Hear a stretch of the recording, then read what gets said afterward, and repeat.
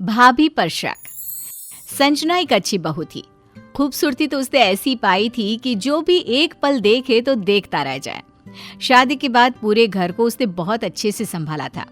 उसके ससुराल वाले उसके व्यवहार से बेहद खुश थे।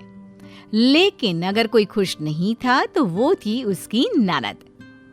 माँ, आज मेरे दोस्त की सगाई है, अगर आप इजाजत दे तो सबको नाश्ता कराने के बाद निकल जाऊं।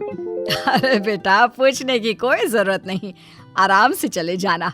और हाँ, उसके लिए कोई प्यारा सा गिफ्ट भी लेकर जाना। भाभी, आज नाश्ते में क्या है? आलू के पराठे। भाभी, सच में बताना, किस बात की दुश्मनी निकाल रही हैं आप? देख रही है ना कि मेरे चेहरे पर इतने पिंपल्स निकल आए हैं, फिर भी मेरे लिए ऑयली खाना बनाती है, क्यों? सास नाराज हो जाती है। छाया, कोई अपनी भाभी से ऐसे बात करता है क्या? एक तो इतने प्यार से ये तुम्हारे लिए ब्रेकफास्ट बनाकर लाई और तुम इसे ही सुना रही हो। ऐसा करो, अब से तुम खुद अपना ब्रेकफास्ट बनाया करो। कल को शादी होगी तो क्या करोगी? कुछ तो सीखो अपनी भाभी से। हर कोई मुझसे कहता रहता है, भाभी से सीखो, भाभी से सीखो। भाभी जब से इस घर में आई है, मेरी तो जैसे कदर ही नहीं है। नहीं करना मुझे नाश्ता। ऐसा ऑयली खाना मैं बिल्कुल नहीं खाऊंगी। छाया, गुस्सा मत होना, अगली बार इस बात का मैं ध्यान रखूंगी कि तुम्हें ऑयली खाना ना दूं। वैसे भी ये हैवी नाश्ता। छाया कुछ नहीं बोलती, बस गुस्से में बाहर निकल जाती है। वहीं संजना कार से जब सहेली के घर जा रही होती है तो उसकी नजर अपनी ननद पर पड़ती है, जो किसी लड़के के साथ बाइक पर चिपक कर बैठी होती है, लेकिन वो उसे कुछ नहीं कहती। संजना सहेली के घर जाकर, हाय रिया, कॉन्ग्रेचुलेशंस, कितनी प्यारी लग रही है तू। तुझे अब में याद आई? ससुराल क्या चली गई, दोस्तों को तो भूल ही गई है। ओए मैडम, मैं तो याद कर भी लेती हूँ, लेकिन जब से तुम्हारी शादी फिक्स हुई है ना, तुम्हारा फोन ऑल टाइम बिजी रहता है। वैसे होने वाले पतिदेव का फोटो तो दिखा दो।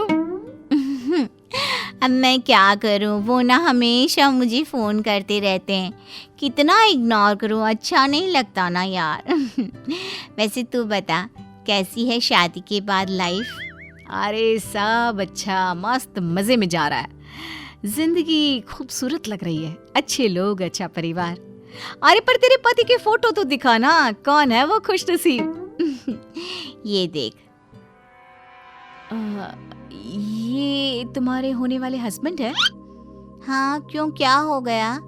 पसंद नहीं आए? वैसे ना, शादी मुझे करनी है, तुझे नहीं। अब अरे कुछ नहीं। अच्छा, ये फोटो मुझे व्हाट्सएप कर सकती है? मैं आधे घंटे में वापस आती हूँ, मेरा इंतजार करना यहीं पर। अरे रुक, तो कहाँ जा रही है? एक तो वैसे भी देर से आई है। चल, ये फोटो भेज दिया तुझे बस। संजना कहीं बिना रुके सीधा घर जाती है और ननद छाया के पास जाकर खड़ी हो जाती है। क्या बात है भाभी, इतनी जल्दी फंक्शन खत्म भी हो गई? झूठ बोलकर कहीं और तो नहीं गई थी ना? क्योंकि यहाँ तो सारे सीधे लोग हैं, तो अभी मौका मिला तो ऐश कर ही लो, क्यों? मेरी छोड़ो, आज तुम किस लड़की के साथ बाइक में बैठकर घूम रही थी, बताओगी जरा?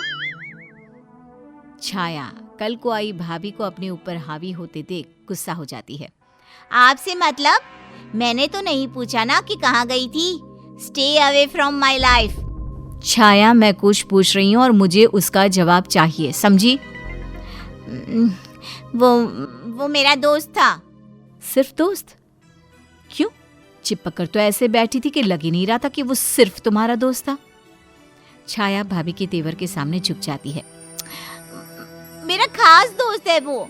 हम दोनों एक दूसरे से प्यार करते हैं और शादी करना चाहते हैं।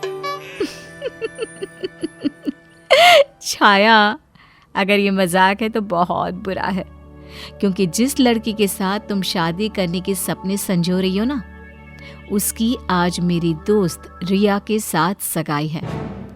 नहीं भाभी, ऐसा नहीं हो सकता। मैं जानती हूँ आप जलती हैं मुझसे। आप क्यों चाहेंगी कि राहुल जैसे अच्छे लड़के से मेरी शादी हो जाए? क्यों झूठ बोल रही हैं आप? यही सच है छाया। देखो ये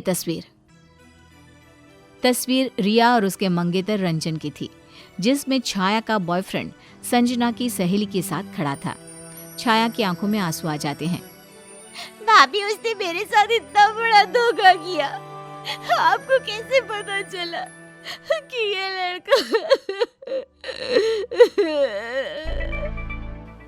छाया फूट फूट कर रो पड़ती है। रोते नहीं छाया, ऐसे धोखेबाज लड़के के साथ मैं अपनी दोस्त की सगाई भी नहीं होने दूंगी। वैसे छाया, तुम तो दूर ही रहना। तुम्हारे पास कोई सबूत है जिससे इस लड़के का सच सबके सामने आ जाए? हाँ भाभी, मेरे पास कई सारी फोटोज और तोहफे हैं। रुकिए, मैं दिखाती हूँ। थैंक यू भाभी, आपने मुझे बचा लिया। संजना सारी फोटोज सहेली को भेज देती है, लेकिन तभी सहेली का फोन संजना के पास आता है। अरे संजना, ये तो छाया है ना? मैं जानती हूँ इसको। ये राहुल के पीछे हाथ धोकर पड़ी है। राहुल ने मुझे बताया था इसके बारे में। इसकी भाभी अच्छी नहीं है और वो उसकी शादी किसी शराबी से करवा रही है, तो ये राहुल से शादी करने के लिए उसके पीछे पड़ी है। सहेली की बात फोन पर छाया भी सुन लेती है। नहीं नहीं, ये झूठ है। वो भी मुझसे प्यार करता है और शादी करना चाहता है।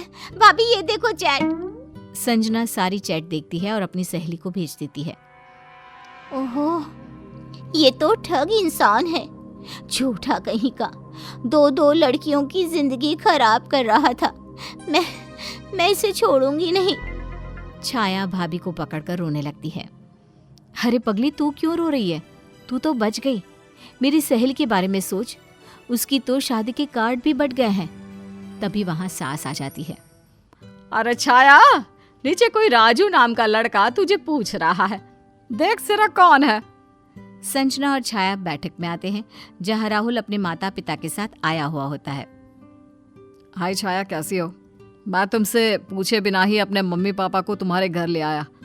वो क्या है ना, शादी की बात कर लेते हैं ना। छाया की शादी? छाया कौन है ये? और शादी? ये सब क्या हो रहा है?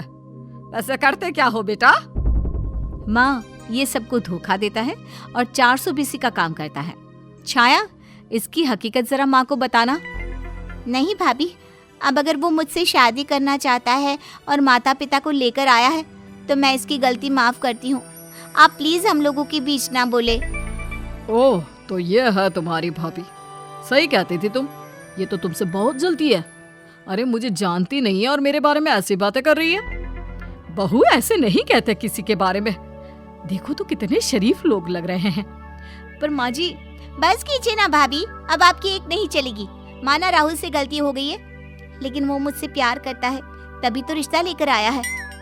कैसे गलती? मैं कुछ समझा नहीं। भाभी धीरे से सहेली को फोन लगा देती है और थोड़ी ही देर में वो पुलिस को लेकर आ जाती है। चलो, लड़कियों को फंसाकर शादी करने वाले गैंग के मेंबर आपकी जगह यहाँ नहीं, जेल में है। पधारिए। राहुल, तुम्हारे मम्मी पापा और तुम? अरे अब तो आंखें खोलो छाया। मेरे वक्त तो किसी और को मम्मी पापा बनाकर लिए आया था। जाओ, अब पुलिस के डंडों से पता चलेगा कि लड़कियों को धोखा देना क्या बात होती है। थैंक्स संजना, तुमने मेरी जिंदगी खराब होने से बचा दी।